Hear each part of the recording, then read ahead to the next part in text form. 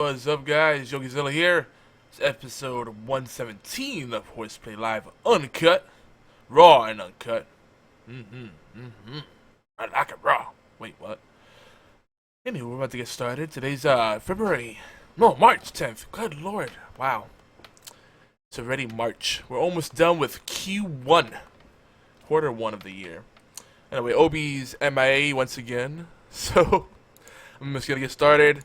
Probably be a short show. I'm beat, and it's like one of those funky days. But we're not gonna just cancel because that's a slippery slope. We'll only cancel when we really, really need to.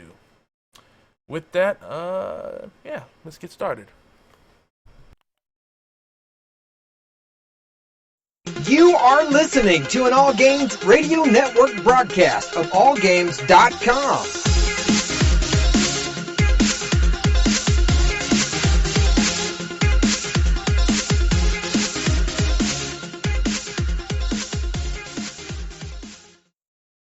Hi, this is Normie from Knuckleballer Radio and Zombie Cast, and you're listening to one of my favorite shows on the Geeky Antics Network.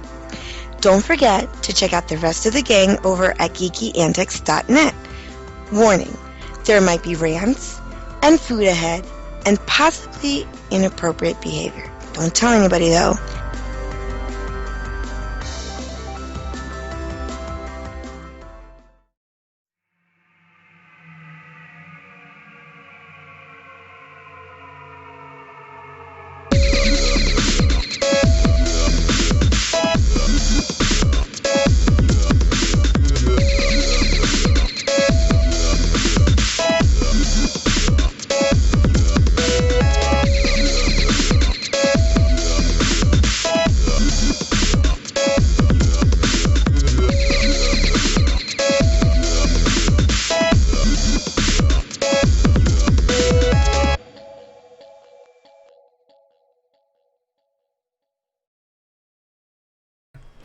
Welcome, geeks, gamers, and ninja robots. You know what? And space pirates. Yeah, space pirates. Blah, blah, blah. This is HorsePLAY Live. And Obi's not here. I don't know where he is. I think he fell asleep again on his keyboard. Which actually is a good opening, because I've been thinking a lot. And no, I'm not going to cancel the show. Geeky Ant's not going anywhere. But, you know, what the theme of the past month or two has been time is of the essence, right? Everybody says we don't have time, right? But anyway, I'm gonna hold that thought. Because today is episode 117 of HorsePLAY Live, and this episode is tentatively titled, and perhaps cleverly titled, "The Division Causes a Great Division." I'm talking about Tom Clancy's The Division. Of course, I am your host, YogiZilla. Friends IRL call me Yogi. My usual host is ObioneX2. I'm sure he'll pop in here any second now, or eventually, we'll see. But we're gonna keep it moving. If he doesn't show up, well, this will be a shorter show than usual, because I want this to be a round table discussion of sorts, because a lot of us are playing this game, and we have thoughts with that. But so yeah, back to my opening thought. Since we have time to rant, I'm gonna start a rant early. So a lot of times I talk to folks and they ask me what do I do, or they say, oh, this is my Yogi on the podium moment. So I get messages, people go, oh, long time no speak, oh, what you been up to, man? Like, oh, I miss talking to you, I miss hanging out with you, you know, where have you been? And it just drives me absolutely batty, because it's not hard to see what I've been up to. I'm pretty much an open book. Just Google, you could check my Facebook feed, my Twitter feed. It's all there. It's pretty easy to figure out what I've been up to, you know, and kind of make out some patterns, right? And then you know, you try not to take that personally, right? Because let's say if you're in any kind of creative space, you're a songwriter, a musician, you're just a regular author, a blogger, a game designer, you know, all these things, a podcaster, a streamer.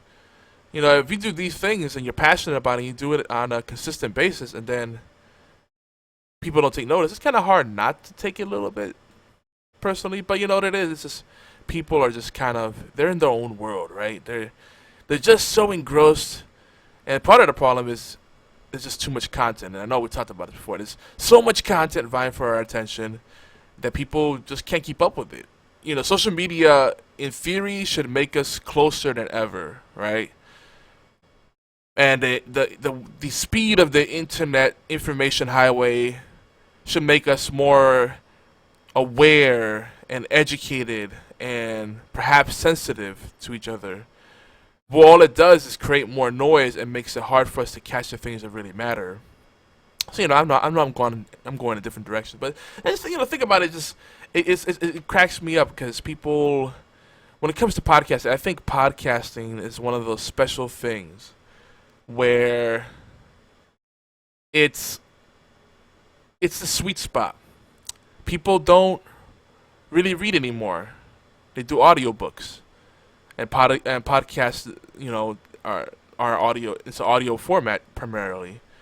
So you could engage with the content without being fully engaged or immersed. Meaning you could drive your car or do laundry or play a video game. Whereas the video or the written word, those things require you to actually be more focused for you to get the full effect, right? So podcasts are just, you know, I say this time and again, podcasts are just, they're perfect. And they're not just perfect for the consumer, they're perfect for anyone that has something to talk about.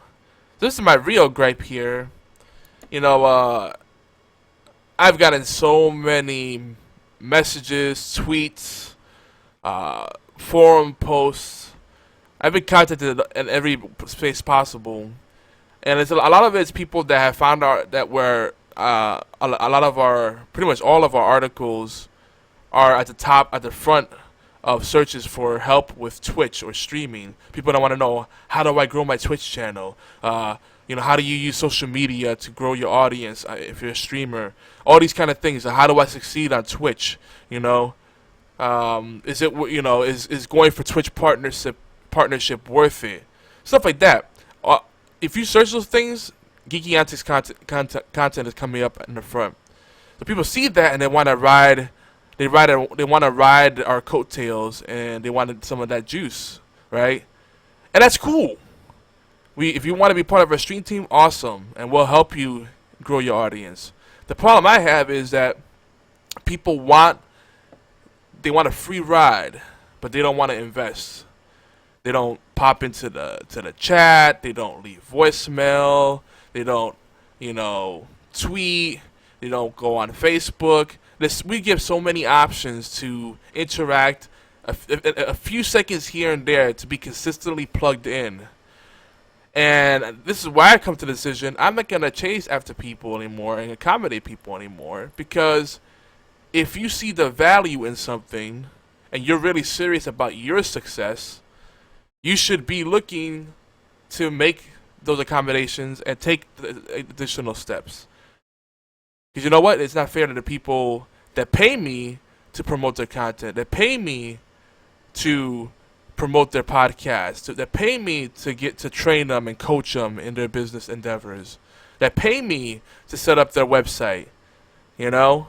It's not fair to those people, the people that value my time and go above and beyond to make sure that they do their part to succeed. You know? That's kind of the decision I made. I love helping people, I really do, and I just finally realized, you know what, I'm wasting way too much time on folks that just aren't dedicated. I don't know, I'm on a rant tonight, but this is what happens when I have no chaperone. But I'm just not gonna chase after people, and this is not geared at anyone in particular. You know, I know some people might be listening, like, ooh, what provoked that? It's just, you know, literally we've had so much interest in the stream team, and just being part of our community and being part of our, you know, team, being part of our network officially. But folks are just doing the bare minimum. They want a one and done, and then move on to the next thing, you know. And I don't need to. I'm not gonna beg people to do something that's good for them. That's my posture, you know. We have connections in the gaming industry and other spaces. and things, benefits that people can take advantage of. I shouldn't have to and the main reason I'm bringing this up is because let's look, for example, what Obi struggles with the Sunday dose. He went through what, 5, 8 different hosts, right? This is starting off really salty, isn't it? Yeah, but this is if you don't know, HorsePLAY Live is the show, the official show, the official talk radio show of the Geeky Antics Network, and we talk about all things that have to do with geek culture and what happens on our network, what happens in our community. So I think this is relevant because I think for those of you out there that wonder, what goes into content creation and marketing, or why we're so focused on podcasts, all these kind of things. I'm hoping I can address those things for you. Because there is vision, there's a very deliberate direction in mind. So. And before I'm thinking before I go on and rant, I should maybe talk about what we have scheduled. By the way, I hope you enjoyed our opening music, which was provided royalty free by TechnoAxe. That's Techno with a K. You can visit him at technoaxe.com. That theme song is called Robot Bunny. It's one of my favorites. It's stuck. We've had other theme music that was made for us or that we've tried, but that's the one that really stuck, I feel. But just before I go more further into my rant, tonight on the show, we will have some old news and some new deals. And we're going to join on the bandwagon and probably talk about what we've been watching and what we've been playing, because everybody seems to do that on podcasts, and, nothing wrong with that, because, it's what we're doing, it's what we're up to, catching up. And, of course, we'll talk about the division. I was hoping that Obi will be joining to give us his perspective on the PC side. We'll see. We still have plenty of show. We'll give him time to catch up. And I just realized my slideshow has some very random stuff here. And if you're looking on our feed on Twitch or YouTube. But anywho, so yeah. So, Obi went through a lot of hosts and with the Sunday dose, and eventually he burnt out. He doesn't want to say it, but that's what happened. He burnt out because he felt like he had to carry that load by himself. It's the same thing I saw happening with the Worst Radio Show, which I just found out now is apparently defunct. And then Gaming Death Podcast, they're on a break right now.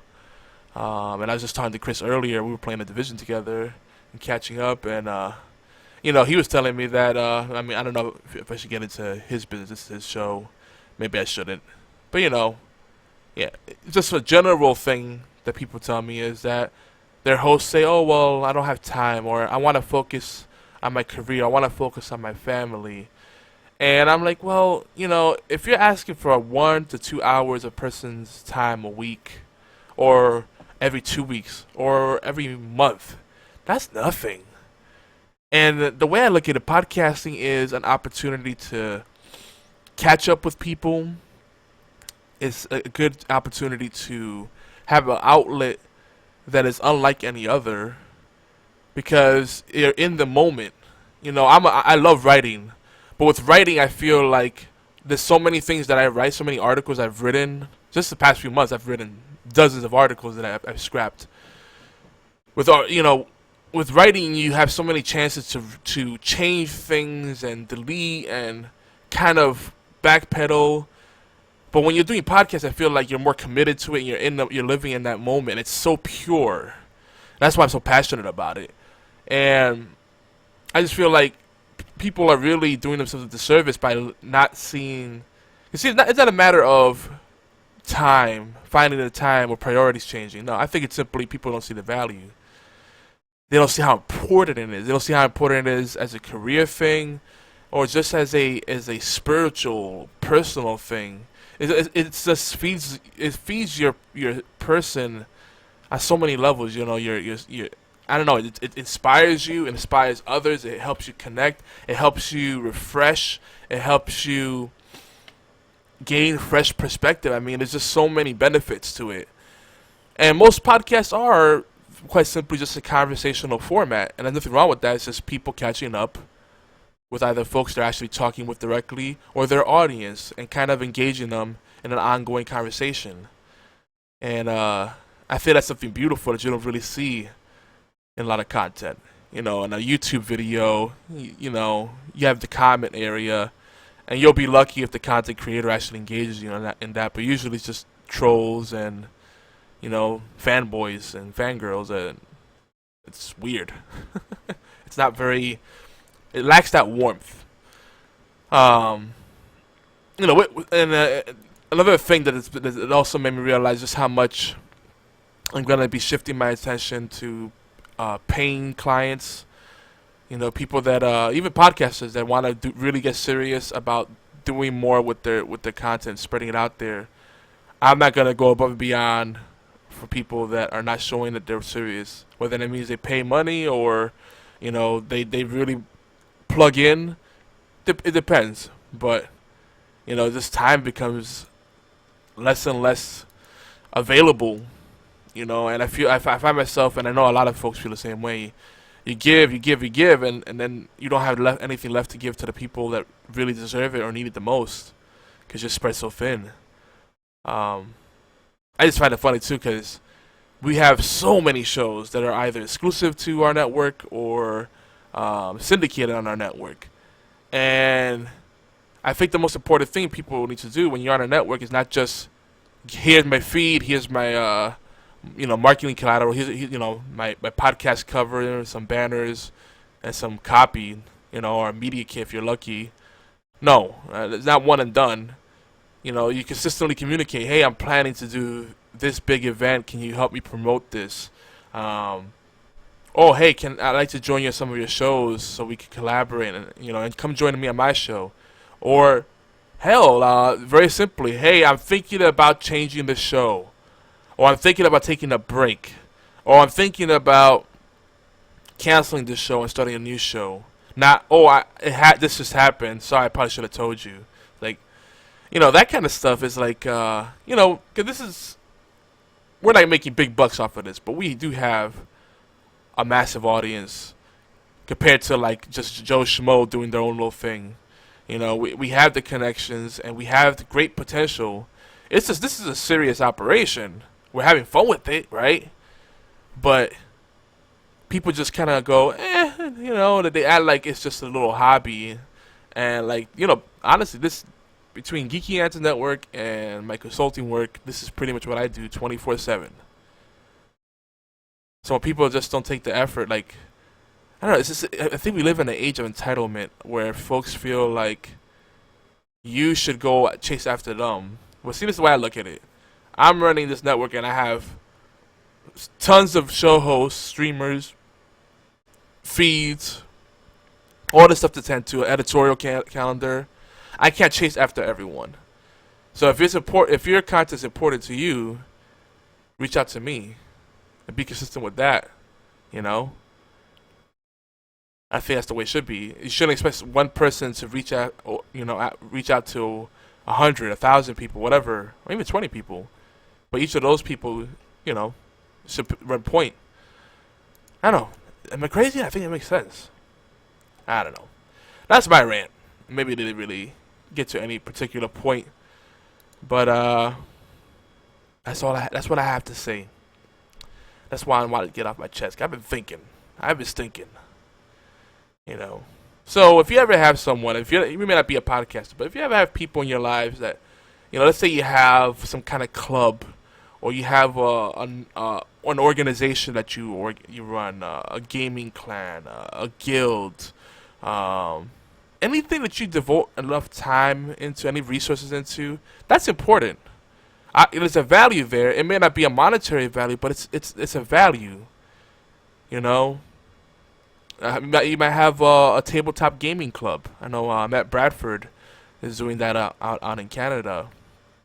Whatever you're doing, if you're devoting resources to it, people should appreciate your time and respect your time and react and contribute. Try to reciprocate accordingly. So if someone kind of gives you the whole "I'm too busy" or It's this thing, life's been tough or my priorities have changed. So I hate to say it, but it's just people are full of shit. They're just kind of saying, you know what, that isn't important to me, or you aren't important to me, or you know what, I suck at time management. That's what they're really saying. Everybody has time. It's just a matter of, do you value the thing that you're doing?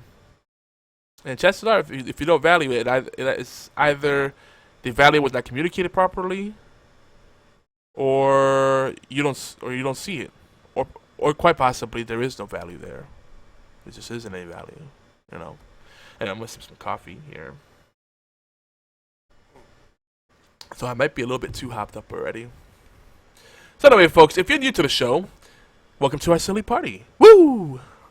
So HorsePLAY Live is where geeks come to play, and we are the flagship talk radio show for the Geeky Antics Network in collaboration with AllGames.com.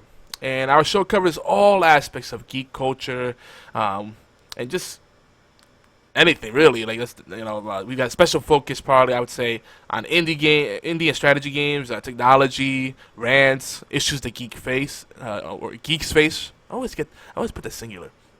And community events. We kind of just try to cover everything and talk about a topic people don't normally talk about. Sometimes we even talk about tabletop and retro gaming, and food. We talk about food quite often. We are a late night show. We are live and uncut, so crazy things can and will happen. We may say something offensive. We don't mean to offend, but if it happens, we apologize. Just remember, with anything like HorsePLAY, shenanigans are abound. So just have fun. Come along for the ride with us. Let's get to some obligatory news and rants. We missed a few big things over the past few weeks as we did our MMO Hoes and Woes series. And I think we just cover a little bit of what's been going on. Some of the things at least that stood out to me. SoundCloud apparently might be going bankrupt. And this is a huge thing too, because a lot of folks have their podcasts and their demos hosted on SoundCloud. So what are they gonna do? Oof.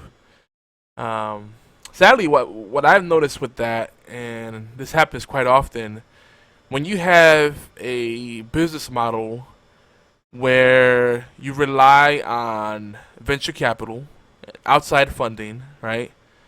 But you don't have a good revenue model to sustain growth, this is what happens. It's a common thing that happens. So, yeah, you could raise $30 million, but if you can't make $1 million over the course of a year, you're probably in bad shape.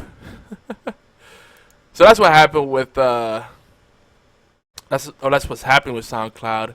I don't know if they have set a specific date to shut down, but it's kind of interesting because it goes back to what I was saying.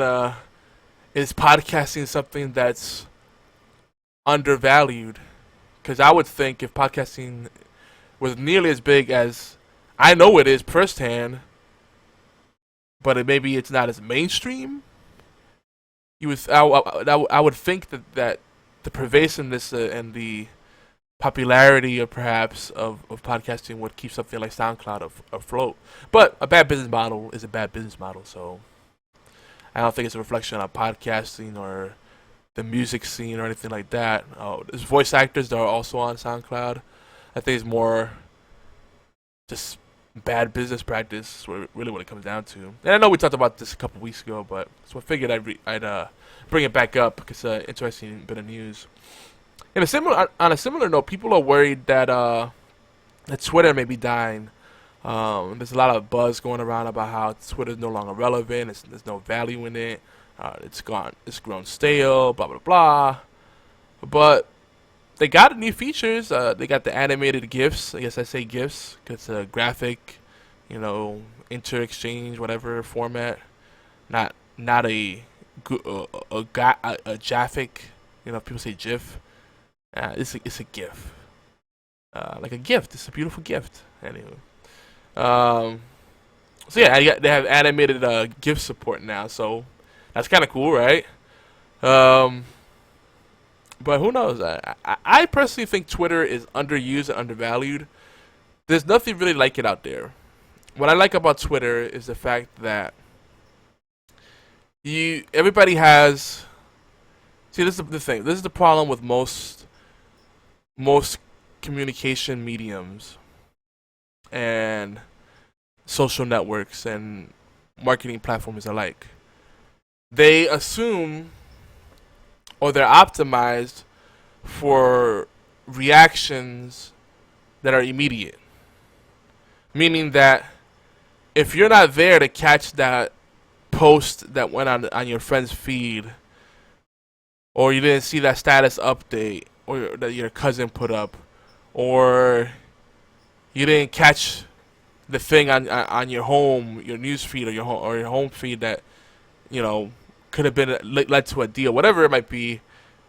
If you're not there in the moment, chances are you missed out on it, unless you know enough to search or sift through stuff and you can filter out all the noise. But it's usually just one of those things where you happen to catch something, at a glance, and then you respond to it.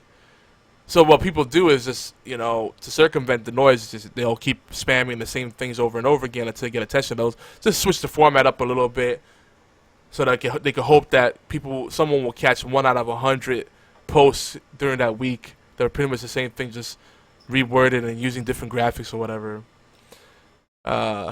It's funny. With Twitter, though, it's very contextual. You can use hashtags to build conversations around a theme. You could tag people, mention them to bring people into the conversation. And each hashtag has a potential of becoming a sort of chat room. That's what people do the Twitter chats or the tweet chats. And there's websites dedicated to that where you put a hashtag up and it creates a virtual chat room around that hashtag. And there's neat little things like that you can do. And what's neat about that is that you get the best of one-on-one interactions, as well as having that transparency, having that public eye. It's a very open format, because instant messaging used to be just one-on-one, and no one knew what was going on in those individual conversations. And you may like that better, but if you're trying to build an audience, and it's funny because on Twitter people really get mad when you hijack a conversation, but that's the whole thing. It's an open dialogue. So if someone happens to be searching something and they see that people talking about a conversation that's relevant to them, yes, you know what? They are very much allowed to jump in and chime in on it, as long as they're nice about it, and they're not being complete jerkbags about it. And I think that's what's special about Twitter, because you can't really do that in other circles. It's rude or impossible. Like, I don't know. Would you, if you're in a coffee shop just hanging out, and you overhear a conversation about something, how likely would you be to jump in on that conversation and just put your 2 cents if they're total strangers? And if you do, how receptive will people be to that? Would they really hear you out and be like, I don't know, you get the fuck out of here? That's the kind of thing that I think about as a marketer, especially on the online side. Digital media, new media. There's a lot of interesting opportunities, and like I said, Twitter I think is just underused, or it's used the wrong way, and it's gotten a bad rep because of that. But there's a lot more to Twitter than just spamming about stupid things or having pithy quotes. It's ongoing conversations, and the fact that you could keep those conversations going regardless of your schedules and your locations. And you could do it within your inner circle and also a global audience at the same time. So much control, it's so many possibilities. Like, it's just, I think that's amazing. I think it's exciting, and it's not just the SEO in me. It's not like, oh, let me just pack a bunch of keywords. I mean, that part's cool too. You could be discovered that way, but just finding like-minded people, that should be something exciting to anyone. But anyway, moving on. Another headline here that I've heard mentioned, actually, I think the B team, they were talking about this a couple weeks ago. Fred Rojas brought up that the hacker group 3DM is taking a break from cracking single-player games. They want to monitor the market and see how piracy really impacts sales. So this is interesting. Are they growing the conscious? I don't think so. I think this is more like they're not getting nearly the amount of response they used to from pirates. And basically these people, these groups that crack software, they post this stuff up websites, and they get paid on impressions. They have all this ad space and annoying stuff like, if you use any site where, I don't know, you download ROMs or try to watch movies or shows, chances are you're constantly redirected and tons of pop-ups. Some things get around even your pop-up blocker, your antivirus software, your anti-malware, and it's just like an endless loop of stuff. And then they'll eventually stop once they hit their quota, because they're trying to pad the numbers and get those impressions up, because that's money in their pocket. And I guess apparently that's not profitable anymore. For this model. There's other ways. I mean, there's tons of clickbait sites out there, content farms. I'm sure they'll just go off to do that instead. I mean, how many of these sites do you see where it's like, you wouldn't believe what these teenage hotties, these teenage stars look like today, blah blah blah blah. Where are they today? Or I don't know, 10 Snapchat photos that you think should be banned. You're like, this is really stupid. I really shouldn't look at this, but I'm curious. Like, or one of my favorite one is 10 dangerous selfies that got people killed. And they're always lists. They're always like 10 of this, 15 of that, 20 of that. It's kind of what content has evolved to. And you know what? And I hate it, but I get it too, because it's easy to digest. You write something, and I tend to be very verbose. You write in long form prose. People are like, man, I gotta think. I gotta actually try to like understand this language and dissect it and really like concentrate. Oh no, just give me a list. I'll read one or two of the bullet points here and there, and I'll come back to it here and there. That's the world we live in. Not that people don't have time. They're throwing the time all over the place, and they can't stay focused on a single thing. And again, they will stay focused on a single thing if they see the value, or if it's easy to get immersed in. Callback. So yeah, it's funny too with this whole 3DM thing, taking a break. I think they're based out of China. People really there's people that really hate pirates because they're like, piracy is bullshit because it's born out of a sense of entitlement. People think that, because they can't afford something, they should be able to just take it for free. And then those same people say, well, that whole argument about, well, the people stealing it aren't causing any problem because they weren't going to pay for it to begin with. And I'm kind of somewhere in the middle, because I feel like I've seen piracy actually be a way for companies to kind of spread the word. It's hard to track pirated downloads, but if you get some of those numbers, it'll give you some valuable insight. And the thing is, I do feel like ultimately, if your thing is good, people will go turn around and buy it. If it's bad, they're not gonna pay for it. So maybe that's not fair. Oh, no, the argument against that thought would be, well, tell me something else where you could try it for free, and if you don't like it, you don't pay. And not many things like that, sure. But I get it. And again, like, I really feel like most people that are pirating stuff don't have the money to begin with. The people stealing it are not people that have money. They're not going, man, I have all this money, let me just buy this. They don't see the value in it. Maybe you're not sharing the right value proposition. I don't know. I play devil's advocate on that. But I remember back in the 90s, when shareware was big and trialware and shovelware. You had a lot of piracy, and what it did, it actually helped the gaming industry grow.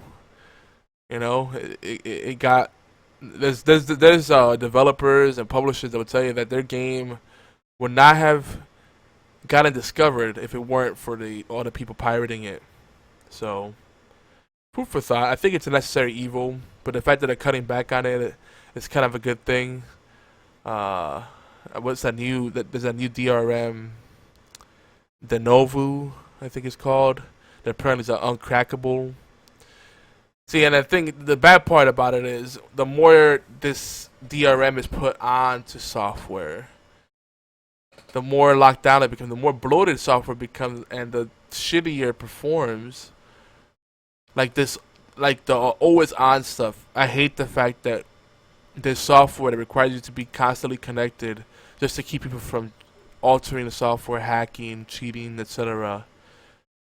There's gotta be a better way. There's gotta be a nice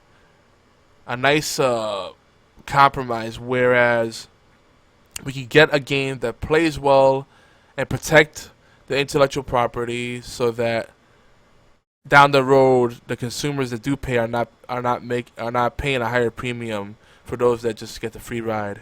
So I get it. There are lots of ways to look at that. Anywho, another big thing in gaming was the Retro VGS Chameleon. What is it? Coleco Chameleon? Apparently that's a doomed project. The Kickstarter was surrounded with tons of negative press, and I wasn't really sure what the big deal was, because people were really angry about this. And it turns out that people had photos of apparently people were saying that it was like an N64 case with like a PCI card inside, or it was a SNES Junior board inside of an N64 case or something like that. And people were like doing these photos, comparison shots. I don't know what it ended up at officially, if it was proven right or wrong, but you know, ignorance set ablaze, well, you know the rest. Even if it's a wrong opinion or wrong belief, if enough people have the mob mentality and uphold that ignorance, then that essentially becomes the truth. So what ended up happening with that is they canned the project, and even Coleco Holdings, they're still around. They said that when they're ready to proceed, they want to get involved and actually inspect, do quality checks on the prototype model of the retro system. Now the interesting thing too about it is, from what I understand, the individual spearheading the project for Retro VGS is a fellow podcaster. I think it's Eric Kennedy is his name. And he has one of the biggest podcasts out there as far as retro gaming goes. And he's like one of those old school gamers that misses cartridges and arcades and all that stuff. And I don't blame him. And there's a certain magic we lost somewhere along the way. And I feel like the more we push for digital only distribution, the more we're killing the industry. It's nice to have that. I don't think we should ever be 100% digital distribution. There's a certain kind of magic you lose, not just for collecting. It's just you don't feel as invested in it. You know, there's a certain kind of intimacy created from holding something physically, unwrapping something. I don't know. I just don't know. I mean, it's bad enough we don't get cool inserts anymore in cases, like instruction manuals. What's that? But to be 100% digital, there's a lot of things that are wrong with that. But anywho, so was it Mike Kennedy? Maybe it's Mike Kennedy, not Eric Kennedy. But anyway, either way, he's really big on the retro scene, and kind of a household name, kind of a big deal. And he actually wants to do cartridges for the system. And the interesting thing about that is cartridges were somewhat affordable back in the days, because the big players that were providing cartridges had, basically Nintendo, they had manufacturing channels to mass produce these things. And they had to mass produce it in order to make it profitable per unit sold. Nowadays, from what I've heard, if you made a cartridge, if you printed a cartridge video game, you'd be looking at spending like $30 to $50 per unit unless you get a mass produce. So you'd have to sell that game at $60 just to turn a $10 profit. That's crazy. One of the nice things about cartridges was that they loaded fast, right? Because it's basically with cartridges, you basically had a printed circuit board and you extended the hardware of the system, and you had more possibilities. You could put more hardware on the cartridge itself, like additional sound processors or whatever, and batteries and memory chips and all that kind of stuff. So a lot of possibilities with that. You could do all kinds of crazy stuff. With discs, they could get cracked, scratched. Yeah, you could buff them. So there's that. And tape, if you want to go really old school. And actually, if you want to get a really good insight into all of this, Gaming History 101 with Fred Rojas and Jam Elias, really good discussions there. And they were talking heavily about this. And it's just interesting, like with tapes, you had to like fast forward and rewind to the point you wanted to get to, and the load times were insane. We're really spoiled now. We don't realize how good we have it. In any case, with the Chameleon, it's just interesting that they went with cartridge and not, digital only or disc based. Especially with retro, a CD can fit most retro games. Like you can fit a ton of old school games. Like I'm talking about, like if you're talking about 16-bit and 8-bit games, you can fit so many of those games on a CD, on a DVD, even more on a Blu-ray. Holy Hannah! But then if you're talking about like more current arcade stuff, like I don't know, Deer Hunter or Golden Tee, which people seem to like, those might be a little bigger. You might need dedicated space or whatever. But cartridge is a very brave choice. Part of me, as much as there's a lot of negative stuff behind this project, I'm really curious to see if the market can support another console. If maybe this would get people developing true retro style games again. Like, we see a lot of retro style games already right now, but to have a console optimized for that, to really deliver that feel, and like not just have the retro feel, but like say, hey, we're actually limited, so how can we make something awesome with the limited hardware, stuff like that. Like, there's so many possibilities. It's exciting. Like, can the market support another console? Do we want physical media? I'd like to think that everybody's split 50-50 on this. I mean, maybe even less. I think a lot of people prefer physical, but digital is convenient. If you really think about it, if you really realize with digital, you really never truly own the content. And sure, you can say the same thing with physical. With physical, you don't really own it either. You have a license to use it, and it can easily get revoked. But it's a little harder for someone to revoke your access to play a disc. I mean, it could be done, sure, but with digital, it's like they could just pull that license and then make that file, unusable, or just delete it if they wanted to. There's nothing stopping them. Kind of scary. And I love Steam, but I don't want Steam to be the model for everything.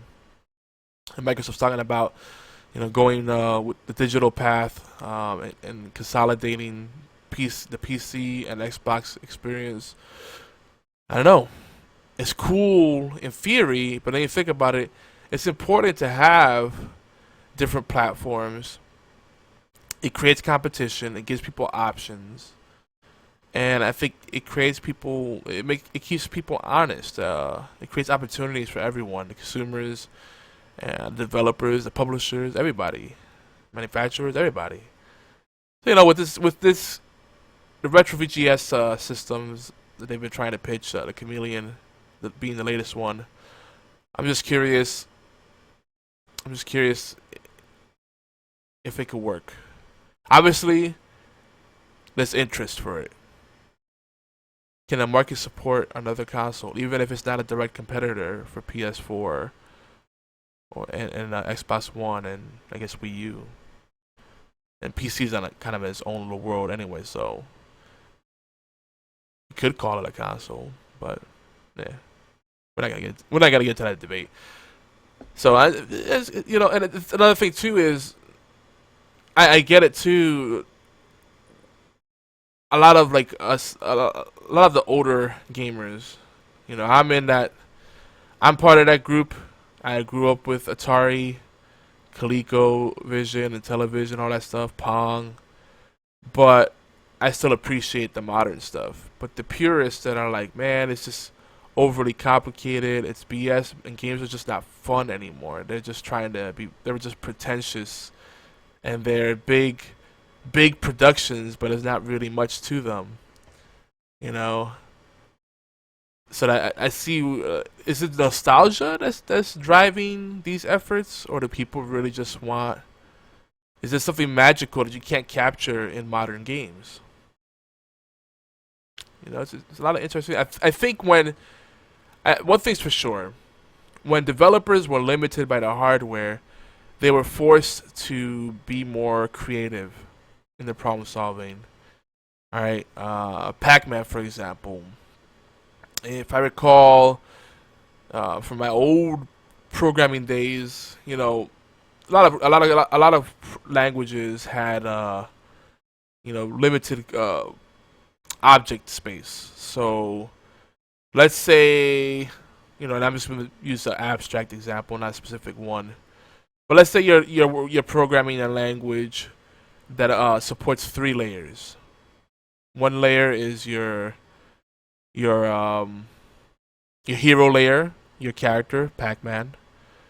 Your other layer is your missile layer. Like, let's say you can shoot stuff, you know. And then third layer is the stage. All right, let's put in a fourth one, the monsters. Now the thing is, if the language works in a manner where each layer has to follow a particular rule set. All right, so the ghosts have to be in a dedicated layer because their rule set is very simple. You know, they chase down Pac-Man or Miss Pac-Man, and when they turn blue, they run away. All right, pretty straightforward in a very high level way. So with Pac-Man, what was interesting was the dots that the pellets that Pac-Man eats, are technically in the same channel at the same layer as Pac-Man himself, if I'm not mistaken. So if you look at it closely, they are actually offset from each other. They're not perfectly lined up. That's how they found a way to be able to have all those pellets and not break the game. Like, they had these weird little limitations. And I can't remember the exact specifics of it right now, but in my head it makes sense because I develop video games. But it's just neat because people found these shortcuts, they found these workarounds because they had to. Now we have all this power, and developers are quite frankly lazy. You know, we have games that run sluggish, that crash constantly, that are shipped incomplete. And we're paying a huge premium for them, more than ever before, even if you consider inflation. Because now, all the stuff that was part of the initial offering is extracted out and made into DLC. So we're paying for stuff that was already going to be given to us for free to begin with, as part of the original buy-in, or that's already on the disc or on a download, but we need to unlock it later on down the road. And it's BS. So maybe that's why there's such a return to retro. You know, because retro is going really strong now. It feels like the prices are going up, and people are talking a lot about retro on podcasts and YouTube and all over the place. There's clearly, I mean, I see a lot of Twitch channels where they do retro stuff. There's like there's a yearning there. I feel like. All right, more coffee. Anywho. So I was saying earlier about Gaming Death Podcast.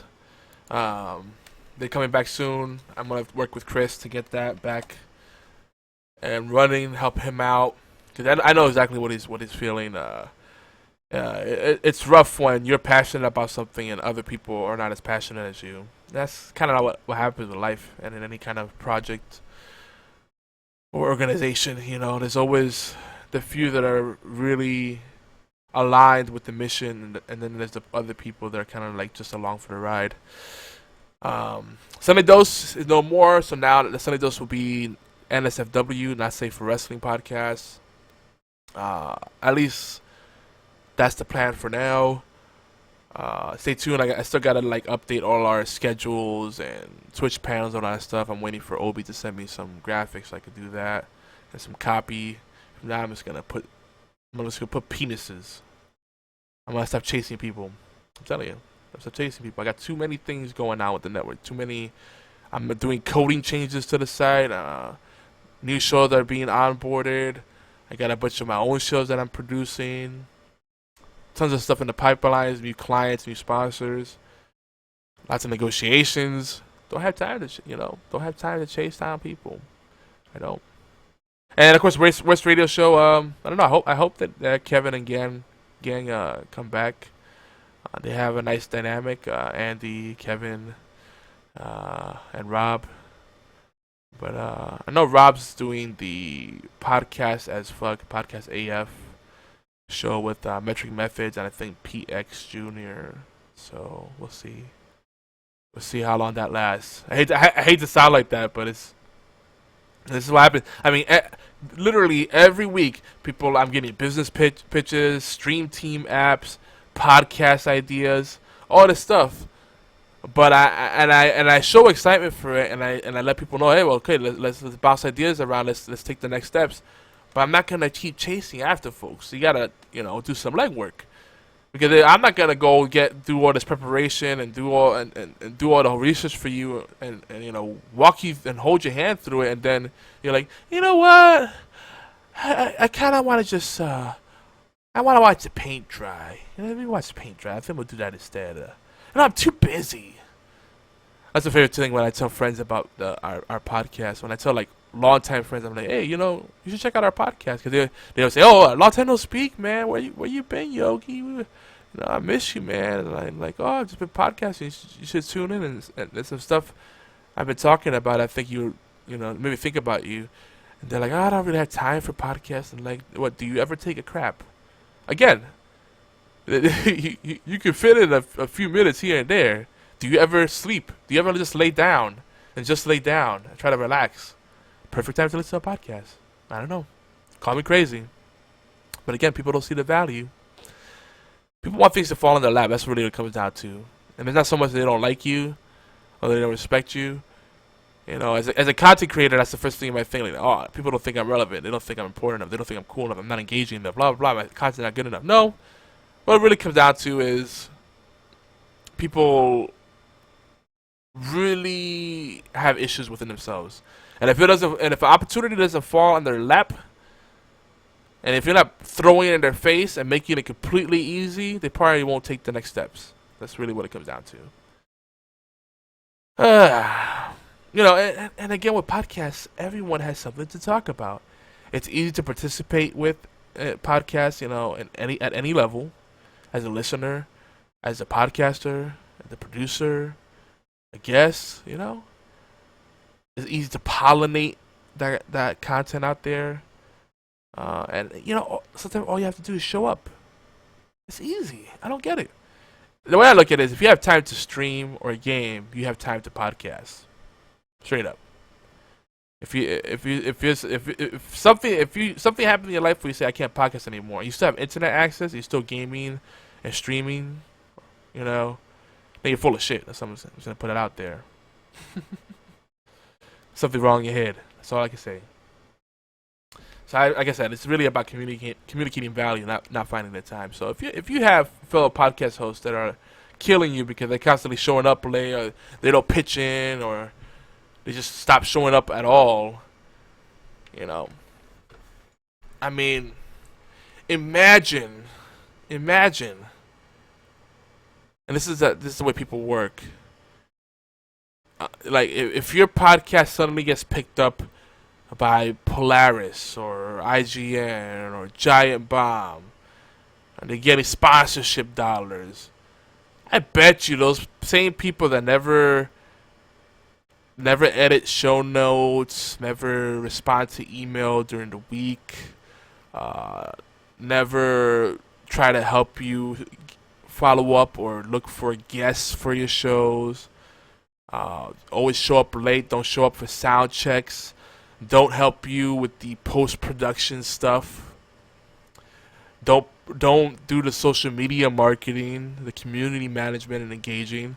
Suddenly, those people, I bet you, they're gonna be a lot more proud and engaged, like telling people, "Oh yeah, I've been part of that show from the beginning. You know, I'm one of the founders."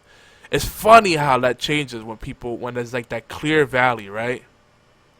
That's the thing about creative projects.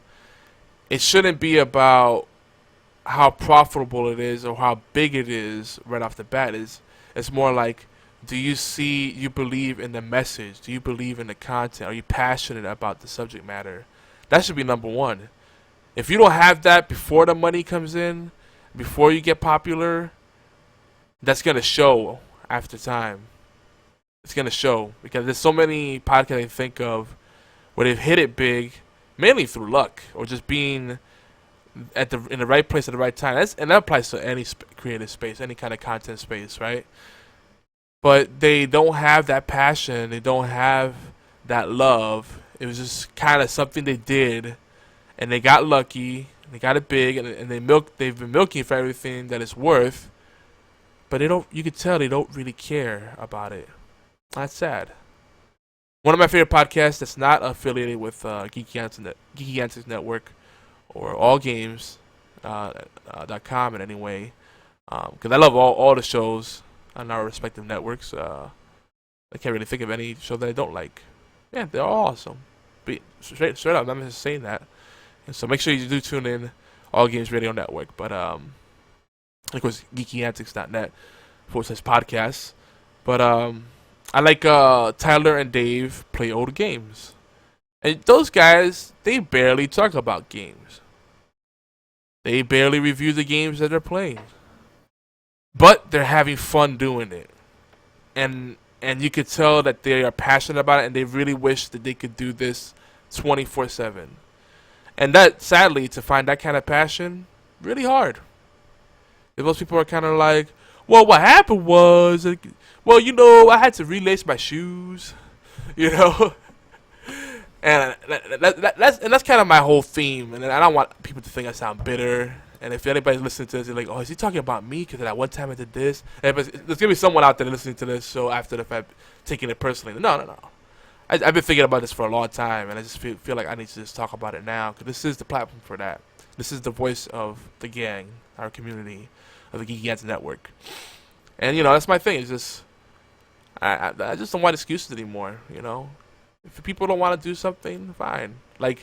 It's kind of like, I've run into so many situations, especially lately, where I make a simple value proposition. I tell someone here, I'm gonna give me, you know what? Give me $10. I'm gonna give you back $100. Right now. Just give me that $10 bill. I'm gonna give you $100. You know, they're like, oh, I don't know. Should I? It's like, dude, you know me for so many years. Do you really have to think about this? Like, that's the kind of stuff people do all the time. Like, they're leaving money on the table. It's crazy. The value should be evident. It shouldn't have to pull teeth to do something for people to jump into something that's beneficial to them. Oh, it drives me. It's crazy, but this is the world we live in. True. Hey, we got Obi showing up and BFT. Sorry, guys. Fashionably late. Yeah, I want to say something here, and well, you can kind of tell if you've heard me. At least you know how I talk. I might be a little bit inebriated. Might have drank a little bit more than I thought tonight, and sat on the couch for a couple minutes. Like, okay, Horseplay Live is gonna be awesome. Obi's drunk as fuck, and we're gonna have some fun. Well, I sat down on the couch in the living room, and that was it. So I'm sorry, buddy. So now when you listen to this, so he's not talking about anybody else, guys, but me. Everybody can thank you for having to put up with an hour of me ranting. I thought somebody would jump in here and help you out, but tells you how much we're loved. No, that leads to exactly the point I've been making. Is just unless you chase after people or the value is completely like evident, it's like pulling teeth. Well, you know I don't do this on purpose.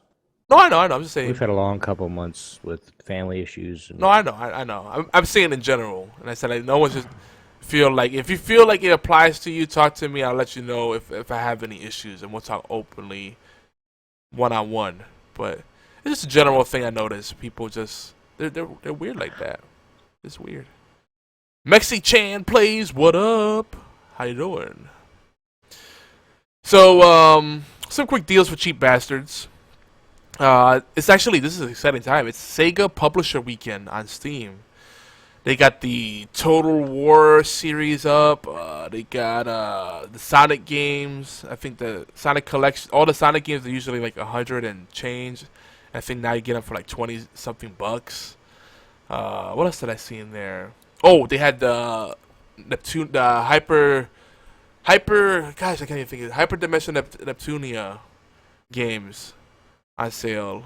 Anything Sega publishes all on there. They even had a game in there called Kembo, the Awesome Elephant or something. He's like Rambo, but he's an elephant. Looks pretty interesting. So if you love Sega, which you should, check it out. You can get some cool games this weekend. Other games that are not for cheap bastards. Division came out. Oh, wait, we'll get to that. Man, I'm so mad at you. But, wait, we'll talk about it. We got a segment. Don't get mad at me, though. Can't get mad at me. I don't know. I'm not really mad at you. That's just the opening line for the bit. Oh, right. Gotcha.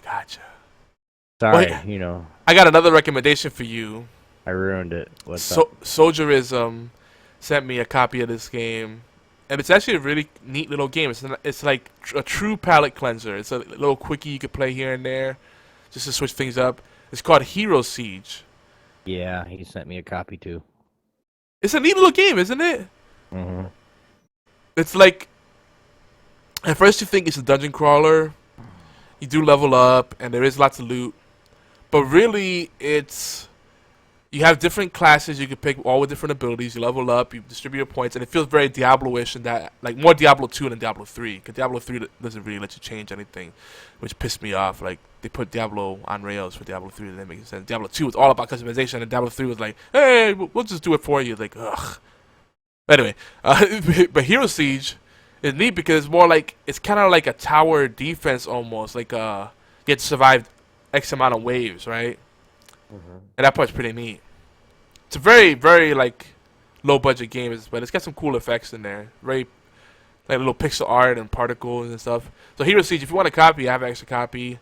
Holler at me. I'm Yogizilla everywhere. Let me know. You know, we have a Facebook group, Facebook page, facebook.com/Geeky Antics. Yeah, you can even leave us a voicemail or text us 646-801-2149 or mail us mail@geekyantics.net. So what are we talking about today?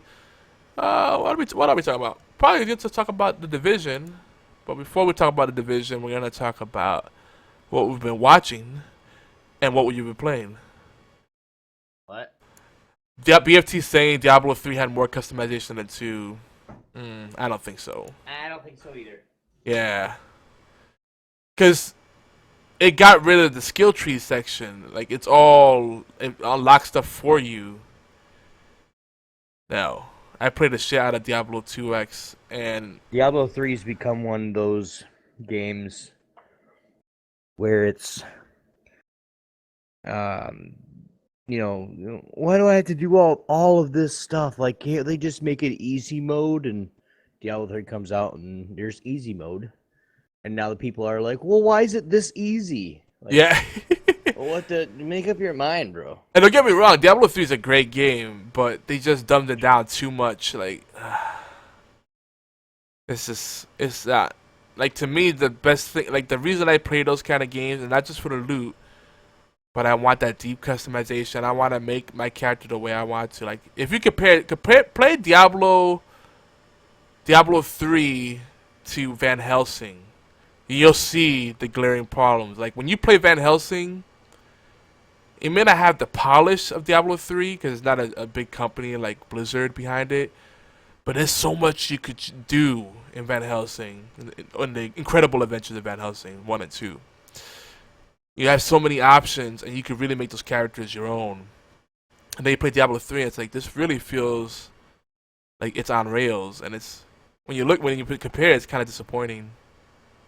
And I've played Diablo 3 on PC and Xbox One, so it's sad. It could have been so much more, but I guess they wanted to make it more accessible and approachable, and I think on that end they succeeded because people playing Diablo on console, that probably would not have been possible with Diablo 2, right? So what can you do? True. You take the good with the bad, man. What else are we gonna say? Any other deals for Cheap Bastard you can think of? No. Okay. Well, some quick shout-outs. And I'm just gonna say, just all our wonderful heroes. You can visit them at geekyantics.net/sponsors. And I will keep shouting out one of the biggest people out there, Vince Martin of Martin Septic Services. Hey, listen. He helps us do what we do. He pays the bills. Right. So you laugh each time, but No, it was just I knew it was coming. I did. I knew it was coming, and I don't know. Well, like most people say, like, why don't you have sponsors that like matched your brand?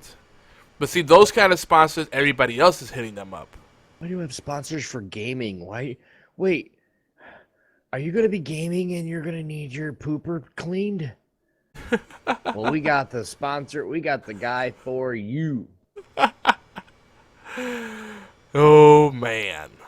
Oh If you man! have a stinky little problem, call Martin Second I think Services. think about all the podcasts that have Audible. They plug Audible. It's like everybody does Audible, and Audible's great, but pretty sure that anybody that needs Audible or Amazon affiliate code already has someone to do it through. EA Access for PC is $4.99 a month. I know. I bought it for Xbox One, and I'm fucking in love. Yeah, because just reason, and you guys know that, like I've been saying it forever. Once I get Xbox One, playing Madden, yes, I got Madden. Oh, yeah. Yeah, I'll eventually have to get pay for the year. Yeah, I'll pay for the year for you, dude. Merry fucking Christmas, man. But and this is something that I'm just gonna pop out there just because it's in my head, and I'm still half drunk. So, like, when something pops in my head, I have to say it or I'll forget it. Dude, it's one of those days, brother. That if you guys have EA Access or if you guys have Madden 2K16, okay, I'm gonna start something. It's not kind of going yet. I'm still getting. I got an Elgato coming. I got an Elite controller coming. Mama loves me, guys. I know. I'm just spoiled rotten.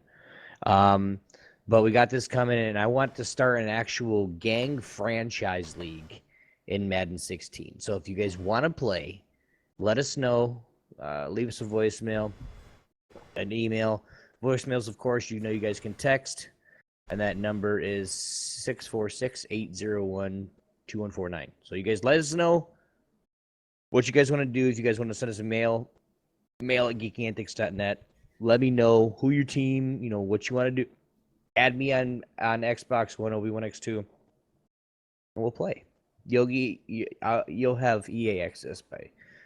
I'm gonna have to see if Vince Martin will. Well, you won't let me get buy up you the on this. Division because you're not gonna play it. So I'm gonna get you something that you're gonna freaking play with me, and you're on Xbox 24/7.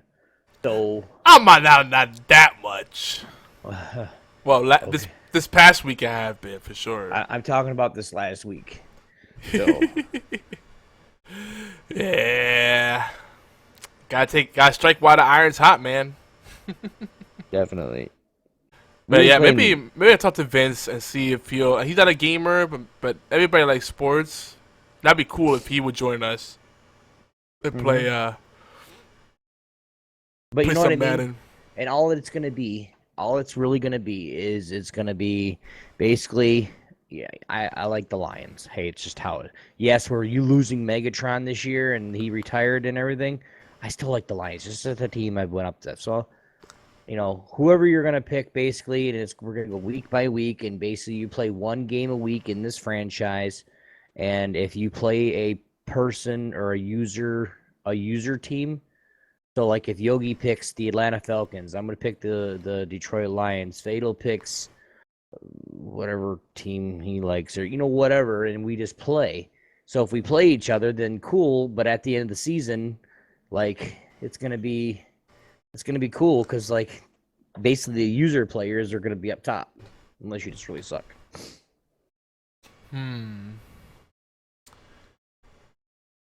Can you do something?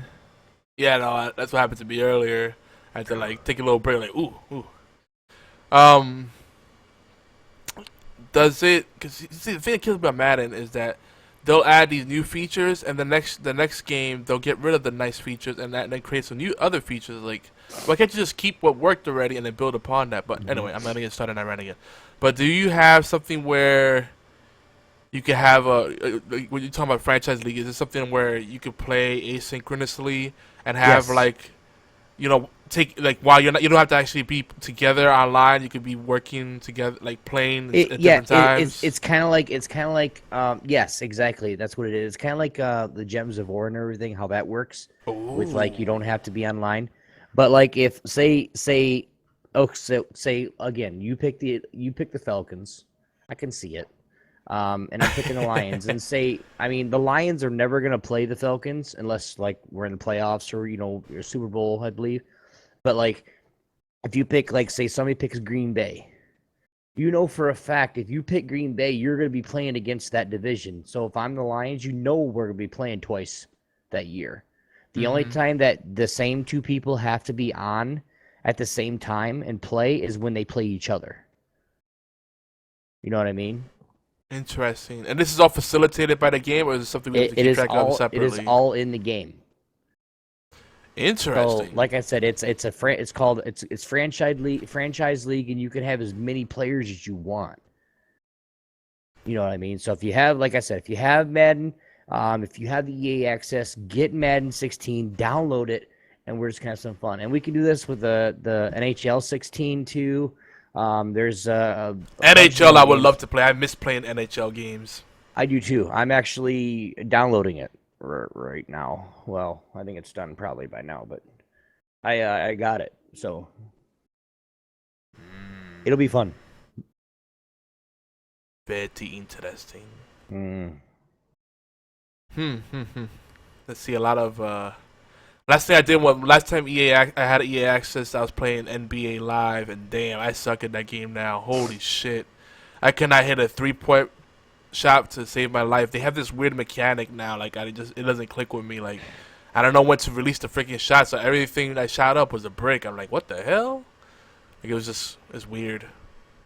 Yeah, and this is something that one of our friends here at the gang said. You guys know him, Porky. The real Pork Chop, go check him out, his Twitch and everything. And he plays PS4. He's a PS4 streamer, so it comes down to it where a lot of it that he says is it's all about timing. Once you get that timing down, you don't even have to look at your bar.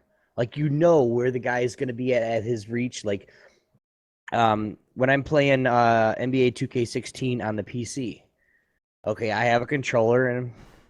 Well, the controller looks like a PS4 controller because it's a Logitech, controller.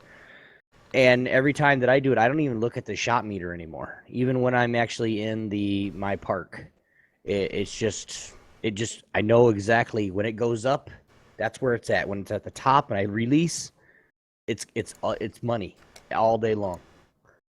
Xbox now, it's a little different. Yeah, it's tricky. But yeah, it's basically what it comes down to, getting the feel for the timing. It's just the timing doesn't feel natural to me and I've played a lot of the NBA Live games. Just felt awkward. I don't know.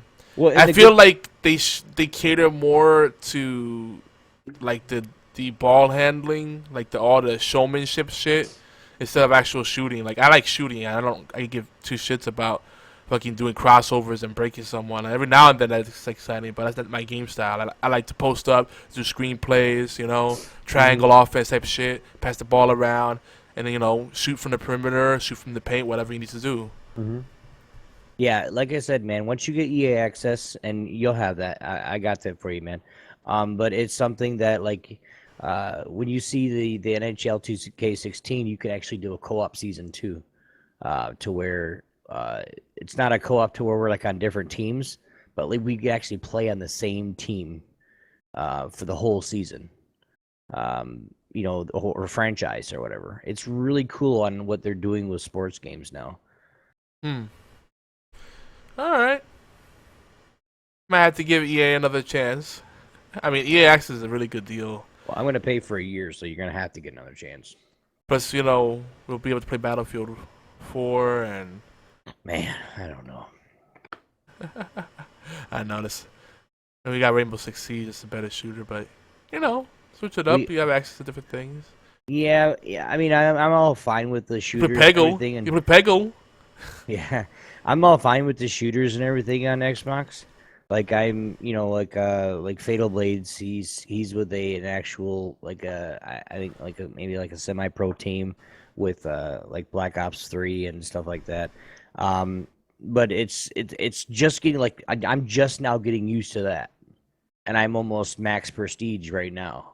Not max prestige, but prestige 1 and almost max level. Well, I might join you on Black Ops 3 because my son, he wants to. I got on Rainbow Six Siege. Hey, let's play this. My co-host on the show that you listen to sometimes, he has it too, and I can see he's just so hooked on the Call of Duty. It's really hard for him to get into. All right, but I'm slowly bringing him back, But he's like, hey, I want to buy you a Call of Black Ops 3 because he does all these he does little jobs for people in the neighborhood, like mowing their lawns and babysitting and shit like that. Mm-hmm. And I'm like, no, save your money. And but he insists. I'm probably gonna be getting it. So we'll play Black Cox 3. Once you tell him, hey, save your ass freaking $20 and just get you the EA access. I know, but that's something he wants to do because that's what he wants to play with me. So I'm like, whatever. That money can be spent in a whole bunch of different ways, but this will make him happy. So you know how it is. Yeah. Right. We'll play Black Ops 3, and then I'll just be like, let's go play some Rainbow Six Siege. That's what I'll do. I'll use it as a segue. Yeah, and like I said, man, even if I'm not on Xbox, because right now we're playing myself, Fatal Blades, his roommate Kyle, and we're leveling up. We have multiple characters in the division, but we're leveling up a set of characters together. We got level 10 the other night, and then we went straight into the Dark Zone. Within an hour, we were level 10 Dark Zone level. And we got a whole bunch of just some cool ass weapons. We kind of figured out what roles we're playing, and I'm the. Well, we have a whole segment for the division. So I know. I'm sorry. I know, because you won't leave anything for the segment. Let's just go through this real quick, and then we'll come back to that. And you can tell us what you're doing in division. You ready? My bad. So we gotta do the obligatory, what we've been playing, what we've been watching. This has become our quickie in the past few weeks. Cause that's what everybody does in every show. Quickie. So real quick. I know everybody's been watching The Walking Dead. So I don't think we really need to talk about that, but we haven't mentioned it that much lately. To avoid too many spoilers. Are you caught up, Obi? Yeah, no? No? Okay, good talk. Oh, oops. No, no, I haven't been watching it. All right. So we won't talk about it. No, go ahead. How about Gotham? Have you caught that? It's back again. I'm catching up. I'm watching it now, but it's like I said here last week, I believe. Hulu's my new best friend, but the only problem with Hulu, and we got the the non-commercial account, and we pay for it every month so we don't have to have commercials.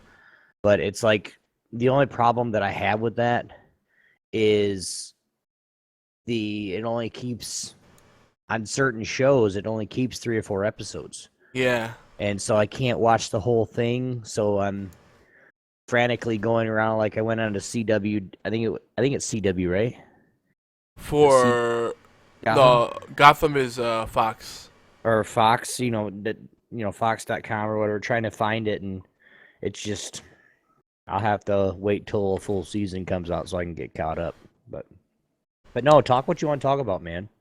Well, I ain't gonna Gotham remember half this tomorrow anyway. Gotham's coming back from their mid-season break. I think they're 2 episodes in so far from the mid-season break, and then a bunch of shows have gone on their mid-season break. Well, not even. It's like a third break in the middle of the season. Like Supernatural did that. Pretty much all the CW shows are on break until like the end of this month, which is weird. So anyway, the usual suspects are there. The thing about Walking Dead, they've actually been doing really well this season. Like they keep kind of hinting that someone's gonna die. You can see the whole all-out war thing is building up. It's getting intense, man. They're bringing the comics back in more and again, and they got the character Jesus, who's really entertaining. Michonne and Rick got their own stuff going on. You can see which characters are kind of fading to the background and maybe end up dying because like they're not as relevant anymore. People are saying this might be the season where Daryl or Glenn die. I really doubt it. I can see a bunch of other cats that they'll kill off before that. So we'll see. But very satisfying return on The Walking Dead. And Gotham's doing the Rise of the Villains thing. That's going to be really cool. I recommended this show to a few people. They finally gave it a shot, and they're loving it. Now, in other news, in other shows, someone put me on to, and I actually have heard of this, but I never really gave it that much of a thought. But Dragon Ball Z Abridged, it's like a fan-made thing where these folks, like, they do their own dubs of Dragon Ball Z and they cut out a lot of the excess crap. It's hilarious. And I have still have to really get into it, but what cracked me up about it is I have this thing where certain words really appeal to me, and I always say mahogany because I love that word. I think it's cool. And I never saw Dragon Ball Z Abridged, and people they thought I was referencing that. Like mahogany. I'm like, oh, that's a thing? No, I just like the way the word mahogany sounds. Like mahogany. And BFT loves Dragon Ball Z Abridged, so there you go. So I'm gonna have to definitely get into this, and it's not much of a time commitment because it's Abridged. So they cut down on like 80% of the excess in Dragon Ball Z. And BFT says it's hilarious and it still tells the story fairly accurately. Yeah, so it's really good. If you ever want to see Dragon Ball Z and you had trouble getting into it before because it was just too much padding and fluff and what's the word we're looking for, filler. This is like Dragon Ball Z the way you probably wanted it all along. Now I got a guilty pleasure, Obi. This one show might surprise you. You may shake your head a little bit, but I can explain. You ready, Obi? Yes, I am. I've actually been really enjoying Fuller House. I didn't think I would. I'm a little ashamed to say it. But I gotta also say, Stephanie, the girl that plays Stephanie, Jodie Sweden, Sweden, and Candace Cameron, who plays DJ Tanner, they're both really easy on the eyes. They're really cute. And I think those are boob implants that Sweden has. I don't think those are really her boobs. I think they're implants. They gotta be. Jesus. And everybody's mixed on them. But I'm like, whoa, where did she get those? When did that happen? Like, dude. Yeah, last time you seen her, she was 8. No, she was older than that. That show went from 89 What are you talking through 97, 8 years. Which one? The one that plays DJ or the one that plays Stephanie. Stephanie. Yeah, Full House was, she was 8, 9 years old when you When she know. first started off, and then by the time the show finished, she was a teenager. Yeah, but still, I mean, they came from her growing up. Dude, no. They know that the show is very self-aware too, because there's parts where they really show them off, and and the characters like take notice, like Holy Hannah, Like, Stephanie. oh, BFT said Stephanie was you 14. done grown up. Yeah. Dude, it's like whoa. But even Kimmy looks kind of cute. She's still a goofball. Yeah, I don't like what's his name? John Stamos. No. Danny. I don't like him. Oh, he bugs you. I, You talking about Joe Coulier? What's his name? Joey Coulier. The guy that's always making the funny voices. no. The puppets. Not Joey. Oh, the dad. Is his name Danny? Oh yeah. You're right. Bob Saget. Yeah, there's just something about him I can't stand. I don't know what it is. Have you ever seen his stand up? Yeah, it's terrible. What? Wow. Okay. He's actually a pretty cool dude. You got to realize, like, I like comedians. You know, his comedy is just dry to me.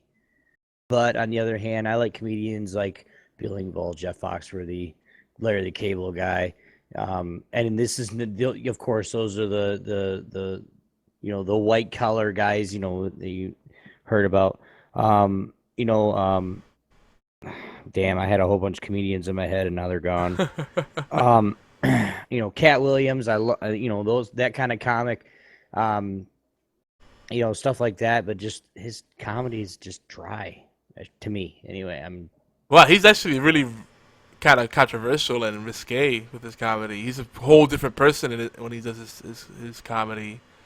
Like he's not the... Maybe that's why I don't like, because he was so, because that show went on forever, and I grew up watching Full House. Yeah. I mean, maybe it's because of how he was on the show, too. Like maybe he was so proper, and he was the. And I'm gonna say this because Joey and Jesse weren't the the model uncles per se. Yeah. But he was always the model parent, and he was, okay, girls, you did this, now you got, and then you go and watch his comedy, and it's like, wow, not even the same dude. It broke the fourth wall for you. I think that's what happened. Basically, I can appreciate that. So yeah, I caught myself. Everybody's like giving me a hard time. Yeah. Bob, we said Danny. I should have clicked Danny Tanner, the dad, and then Joey is Dave Coulier, and then Jesse, Pretty Boy. That dude has not aged at all. John Stamos, no, he doesn't freaking age at all. Fucking asshole. Yeah. Even his wife on the show. I forget her name, the actress's name, but Becky. Mm-hmm. She's aged a bit, but she still looks good.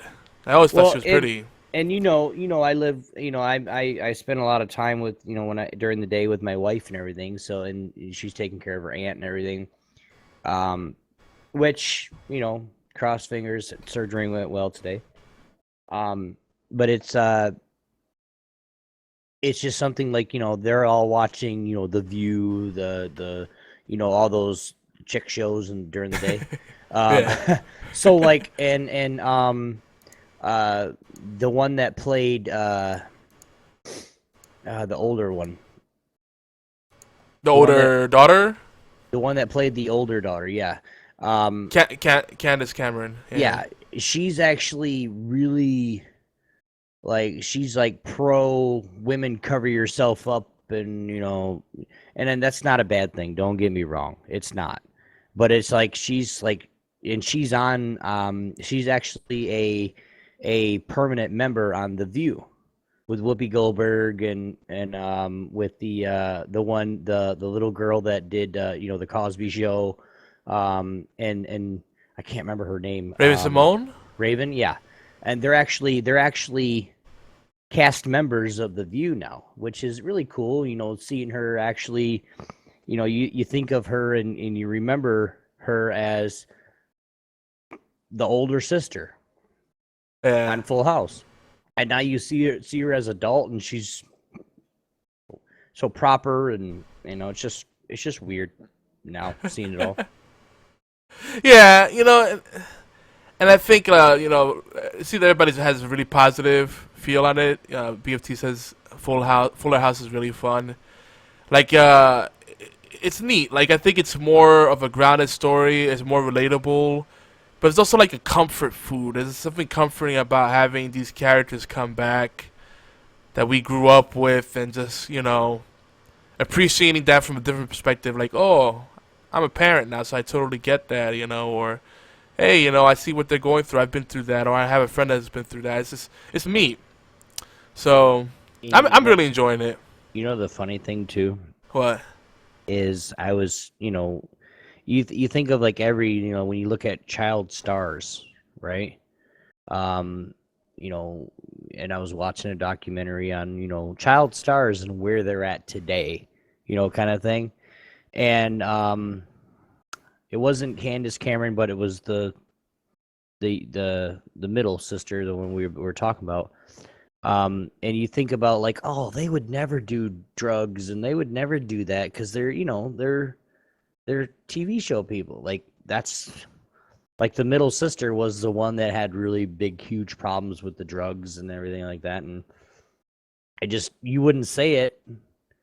And then, the documentary's like, she's sober now and trying to do things right and get her life back on track. But you wouldn't think that would happen just because of what she portrayed on TV. Yeah. Well, she wrote a book, and there was like all these reveals about stuff that happened behind the scenes and all the drama.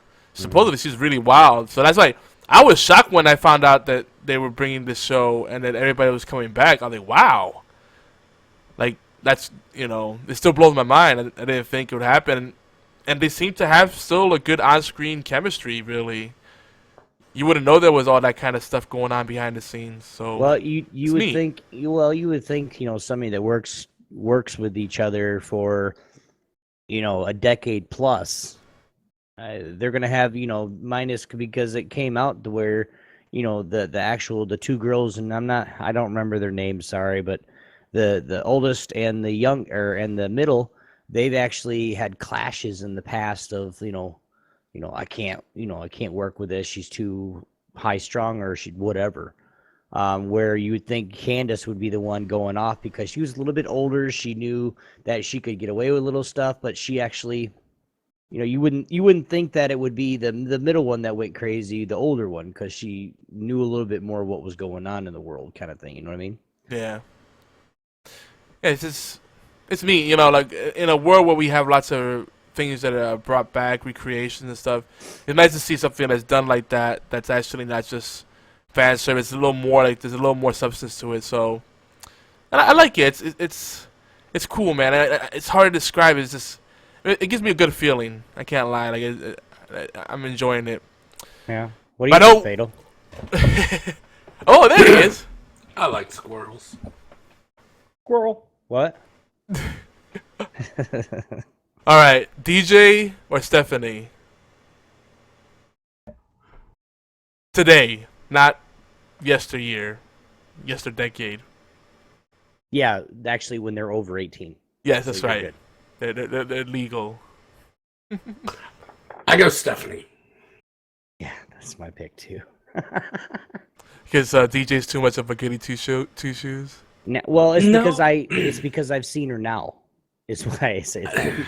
Oh yeah, you can't. I want no ties to Kirk Cameron like that, and she's Kirk Cameron's little sister, and yeah. I can't. I mean, come on, the guy did Left Behind. That's just awkward. Like, so you did Left Behind. Good to know. Just thought I'd mention I'm frogging your sister. It would be awkward. It'd be really awkward, especially when you come to whoop your ass. I don't care how big you are, you big son of a bitch. I'm gonna whoop your ass. I feel like Stephanie would be the fun girl to hang out with. He's a partier, and if you want a church girl, you go talk to DJ. Like, yeah, DJ is the one that you want to raise your kids and come home to. Well, not necessarily. Anyway, they're fictional characters. We'll move on. All right. So let's talk about a division. All right, because there's a division being created by Tom Clancy's The Division. There's a division being created because Yogi won't play it on PC. So No. That's not why. The division is because some people absolutely love it and some people absolutely hate it, and there's no one in between.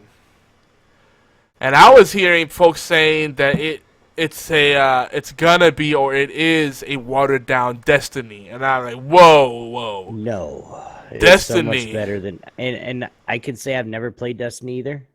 Okay, so I can't go there. Well, I would tell you Destiny is a watered down Destiny. They did that on their own. Destiny is a watered down division. Is what I said the other day. I'm sorry. I've been playing Division, and now I can talk about it now. I've been playing Division. We got it the day of. I know, like I said, myself, Fatal Blades, and his roommate. We've been playing it, and we've been leveling up characters and having some fun. Like Fatal made a new character and to level up when I'm not around, and then I made another character to level up when he's not around, and there's so much that you can do. It takes a little while. Like once you get to level 10, your progress of leveling slows down a lot. Yeah. But it's just the point of doing and playing with friends that makes it so much faster and so much better just because you can. The perks and the talents you unlock, they were holding back so many punches, pulling so many punches in the beta and the alpha. Like that whole area you start off in before you even do Manhattan. Oof. I mean, so yeah, you know, Brooklyn? yeah. Yep. I didn't want to put it all out there, but you know, I'm putting it out there, bro. Game's out. It's pretty easy to figure out anyway. I mean, I don't think there's any huge surprise as far as that comes. It's something you have to experience anyway. But and it's something too. If you guys are wanting to play with friends, you actually have to get through Brooklyn and be flown into Manhattan, and that's where you can join your friends. But your friends can join you if they're in Brooklyn. But you have to all be in Brooklyn. It's like it has its own matchmaking queues and stuff. It's weird. Right, and the thing is about it is it only takes like 5 minutes to do those quests and run to the chopper and be done.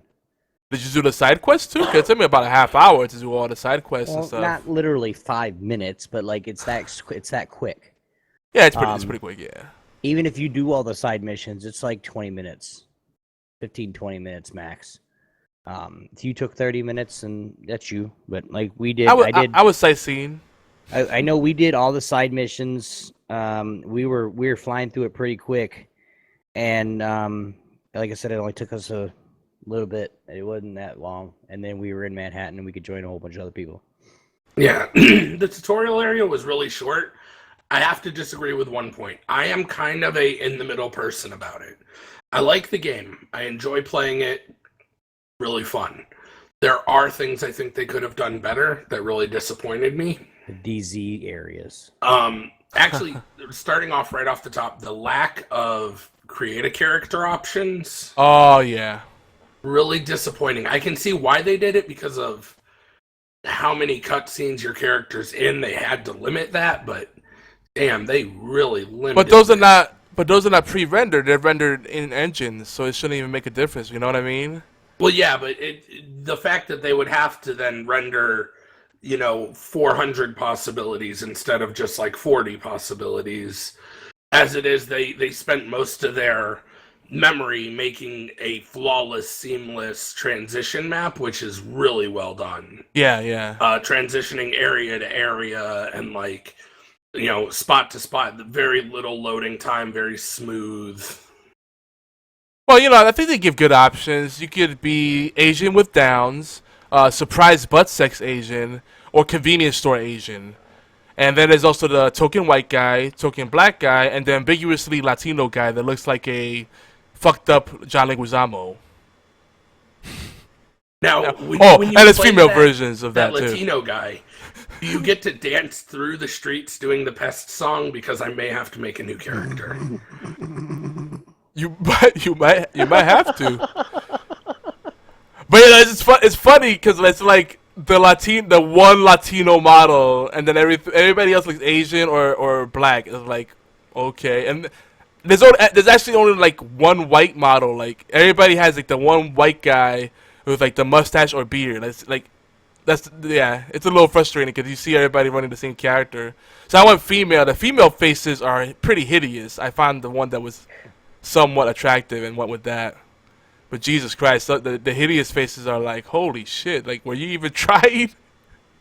I mean, look, it's post-apocalyptic. You take what you can get, buddy. So yeah, the genetics picked out through natural selection all the ugly people as survivors. Makes sense. I mean, you got to think, if anyone's going to survive it, it's not going to be the privileged pretty ones, all right? Oh man, but Do that. But I want to say real quick. This, I want to, for those that are on the fence, who's the game for and who's it not for? So who's it for? For people that that want a pure multiplayer experience. I'm not talking about any of the bullshit of story or a campaign. No, it's a fun multiplayer experience. It's pure. It does that and it does it really well. People that wanted more from Destiny. I think will really enjoy this because there's actual loot traps and variety, and the world doesn't feel as empty and dead. Yeah, people say, "Oh, Destiny has atmosphere," but when you think about it, you have all these planets, and you could only play within the shoebox on each of those planets. It's so much wasted. It's so many wasted opportunities. I feel like if you're a Tom Clancy fan, this game is up there with the old Ghost Recon, the Rainbow Six game that has the same kind of feel, like the tactical, team-oriented, objective-driven play. It fills that void.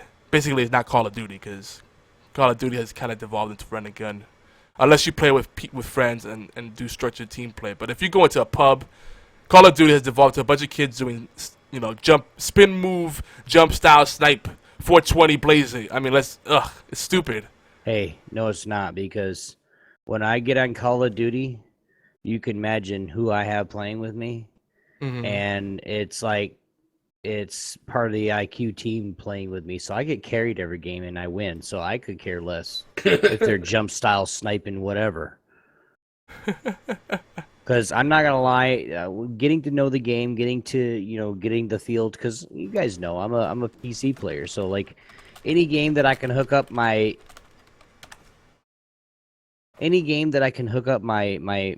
mouse and keyboard to, I'm gonna play with mouse and keyboard.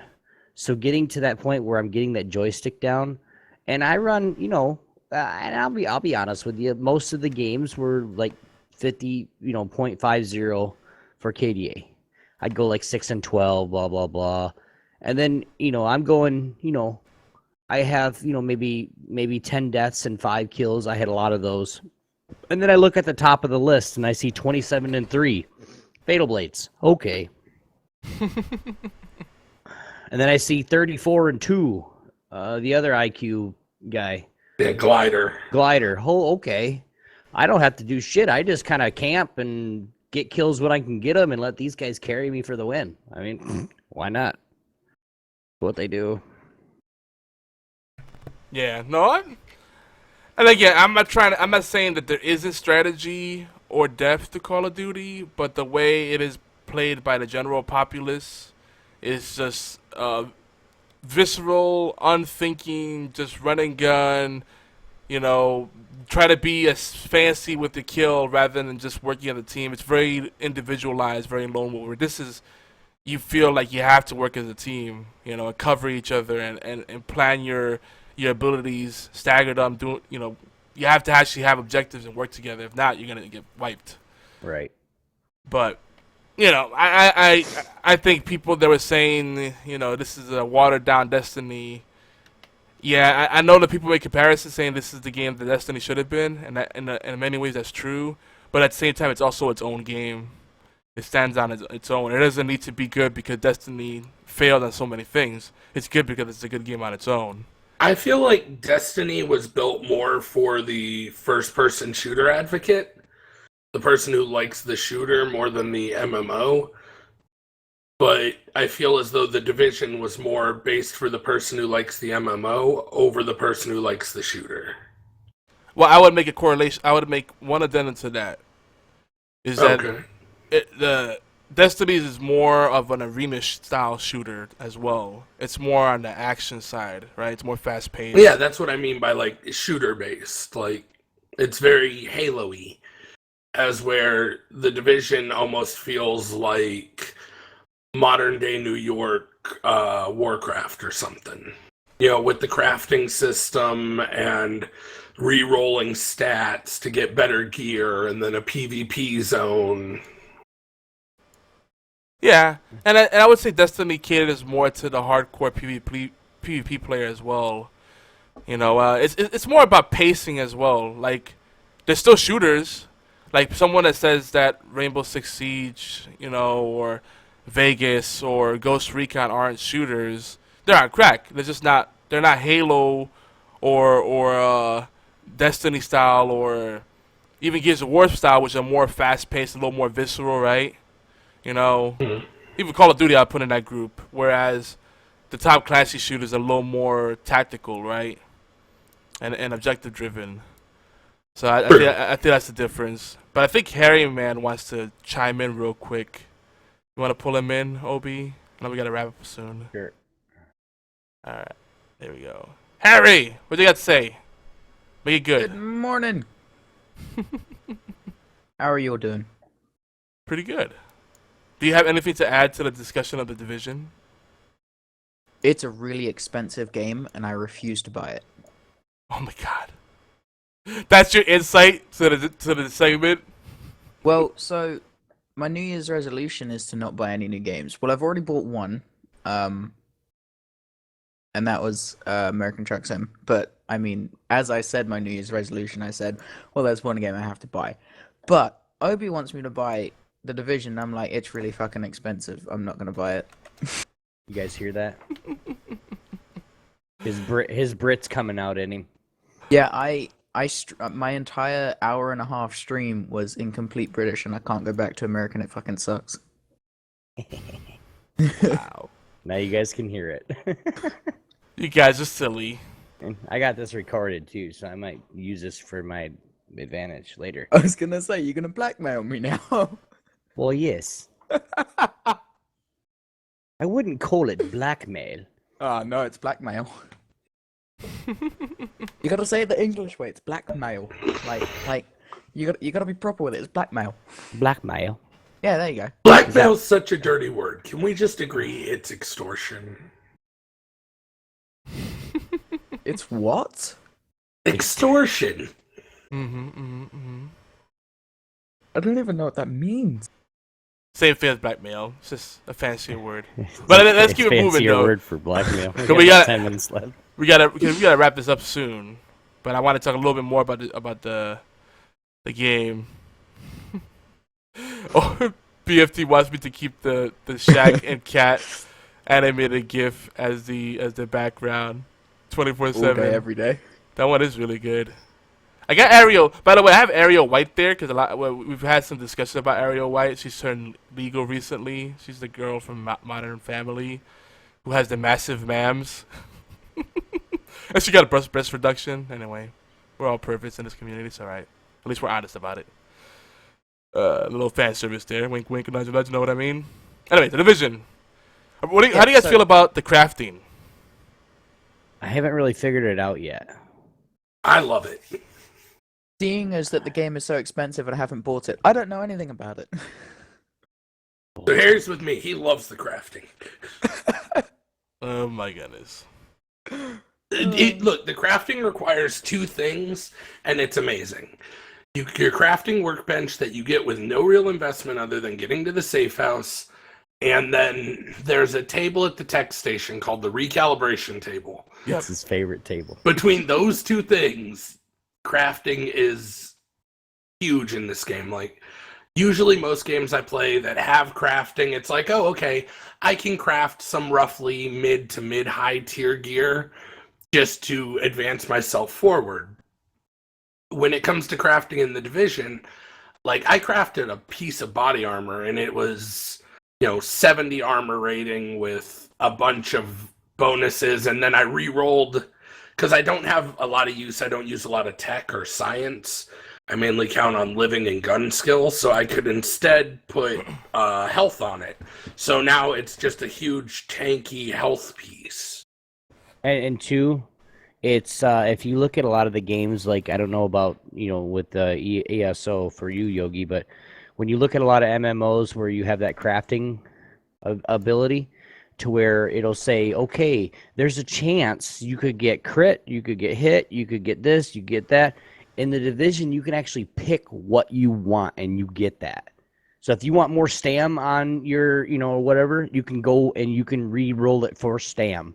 If you want more damage or more whatever, you can actually re-roll it for this.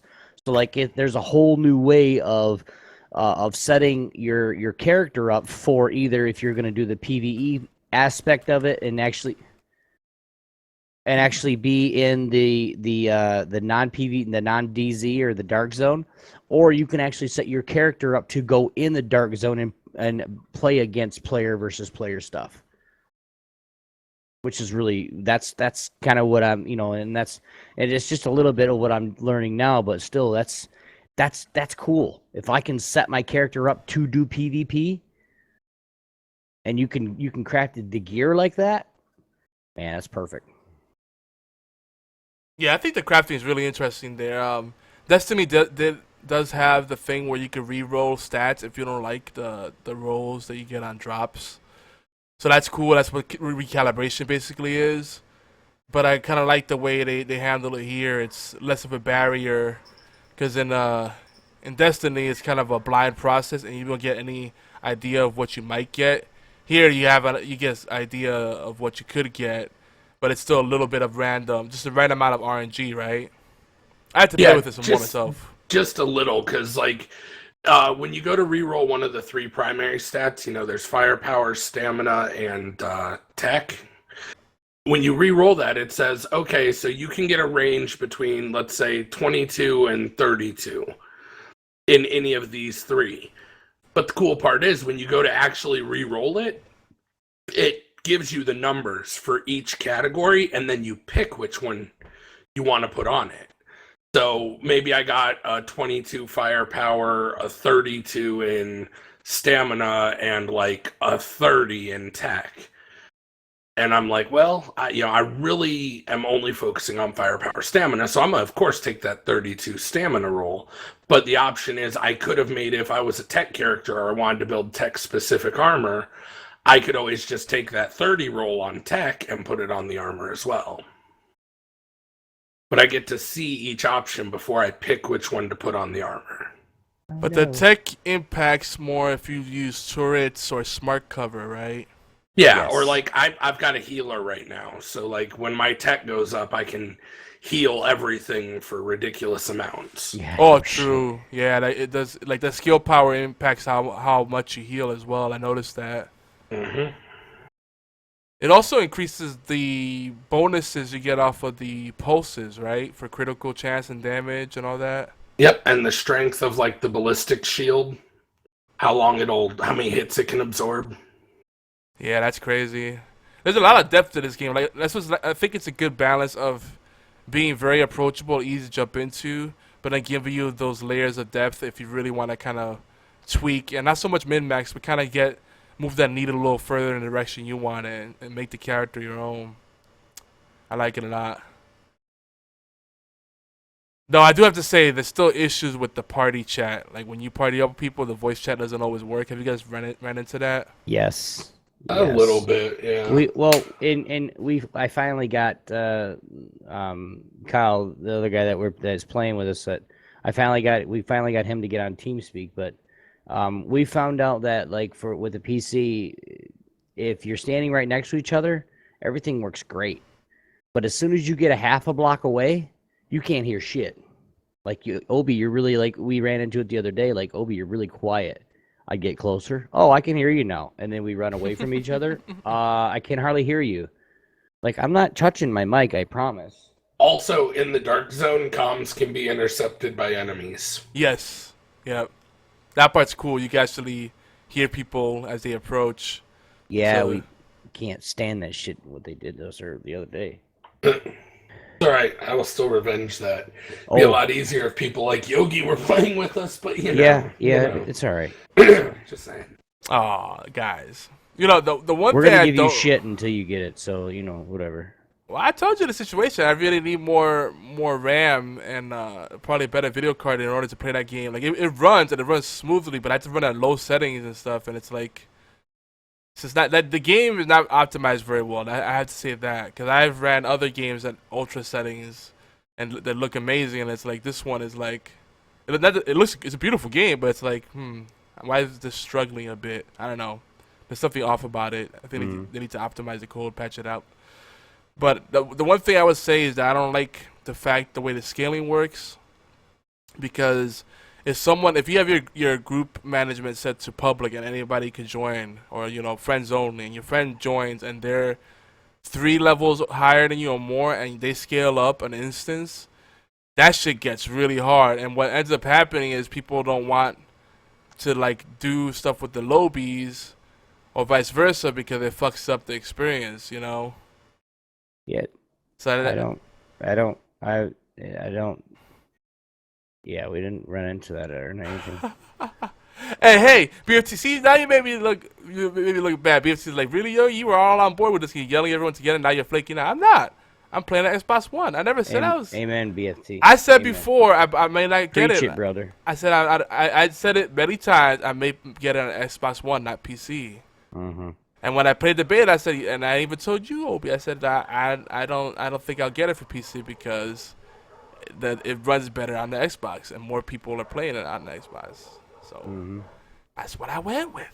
I got the better deal, dude. I paid $30 for it on Xbox. I wouldn't even get that on G2A or CD keys. And of course, the dogs are freaking out now. But no, we gotta wrap it up. We'll see. Maybe I'll get it there too. I mean, it is a great game. There's a lot of replay value there. I do want to put something out though about not the new show, but the newer show on Geeky Antics. If we have time, go for it. Guys, you guys know NSFW. We're ramping up, getting ready to start this thing hardcore, getting ready to go. What we're going to do is we're going to be on a 2-week basis. We talked about this, and we kind of have it kind of set right now. It's not set in stone. It never really is. But we have a show tomorrow. Tomorrow's show is not going to be live. It's going to be recorded, pre-recorded, or recorded, and then we'll put it out. We have an extra pay-per-view tomorrow. It's called Roadblock. You guys check it out. WWE Network exclusive, so you got to be on that if you want to. And then the 19th, we're going to be starting our 2-week rotation. So, and we're going to be talking about lots of stuff, guys. It's going to be awesome. Can't wait. And then every time there's maybe something put in, maybe an extra pay-per-view like Saturday, like what's going on Saturday, it'll be basically a Geeky Antics YouTube exclusive. So, yes, we're planning on. We got new overlay made by, of course, none other than Morgana Freya. Thank you very much, babe. Really appreciate it. But you guys check that out. Watch for us. I'm gonna be putting that up. It'll be up Saturday afternoon, directly after the show, and then of course the network exclusive with Roadblock will be on at 8 p.m. Eastern time. So, and then of course April 3rd, which is WrestleMania. You guys know WrestleMania is one of it's the Super Bowl, the grand stage of the WWE or the wrestling. So hope you guys can make it for that, and hope you guys enjoy it. All right, sounds good. Mm-hmm. We have to update the feeds too, do the transition. So Yep.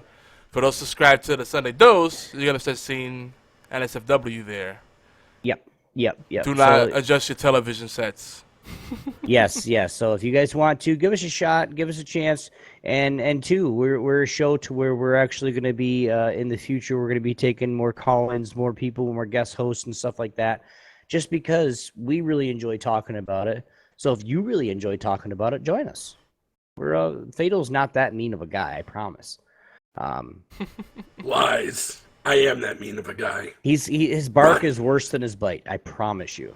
So join us on that, guys, and hopefully we'll see you. It won't be tomorrow or a Saturday that we'll see you, but basically on the 19th, if you guys want to come by and chill out, even be on the show and talk about what we're talking about. Hell yeah. Word. And we'll revisit the division talk probably next week, see how we still feel about the game then. I do want to say that I'm giving it some flack, but I remember very clearly everybody wanted to get Rainbow Six Siege. Everybody's all about it. I got an Xbox One and PC. And where am I playing it more? Xbox One. Just something to think about.